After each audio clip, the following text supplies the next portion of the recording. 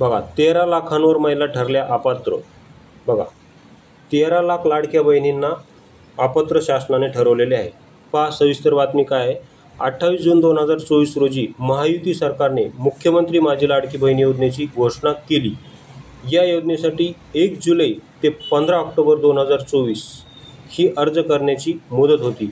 या काळात सुमारे 2.5 कोटी महिलांनी अर्ज केले आणि त्यांना या योजनेचा काय मिळत आहे, लाभ मिळत आहे।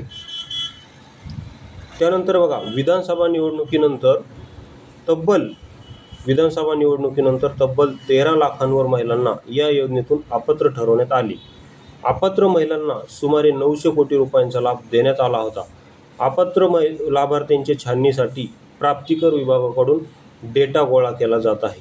म्हणजे कोणकोणत्या महिलांना अपात्र केले जात आहे, ज्या महिलांचं उत्पन्न हे 2.5 लाखापेक्षा जास्त आहे, तसेच ज्या महिलांकडे 4 व्हीलर आहे। बघा म्हणजे फॉर्म भरायच्या वेळेस ज्या महिलांकडे 4 व्हीलर नव्हती, मात्र फॉर्म भरल्यानंतर ज्या महिलांच्या घरी दिवाळीनंतर बऱ्याच महिलांच्या घरी 4 व्हीलर आलेली आहे, त्यामुळे अशा महिलांना काय केलेले आहे, या योजनेतून बाद केलेले आहे।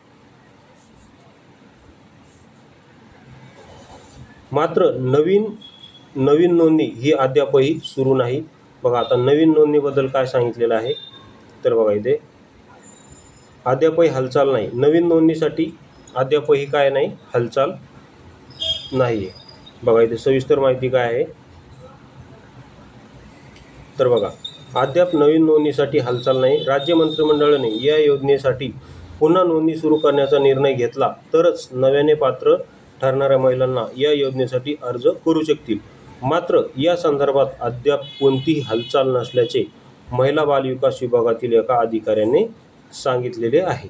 त्यानंतर आदिती तटकरे मॅडम काय म्हणत आहेत ते पण आपण पाहू।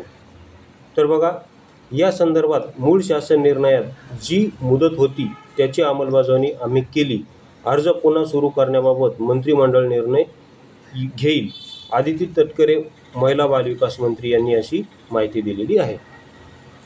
ज्यावेळेस मंत्रिमंडळ असा निर्णय घेईल त्यावेळेस आपण व्हिडिओ बनवून नक्की तुम्हाला अपडेट देऊ। त्यामुळे जर तुम्ही चॅनलला सबस्क्राईब केलं नसेल तर लगेच सबस्क्राईब करून ठेवा। व्हिडिओ पाहिल्याबद्दल धन्यवाद।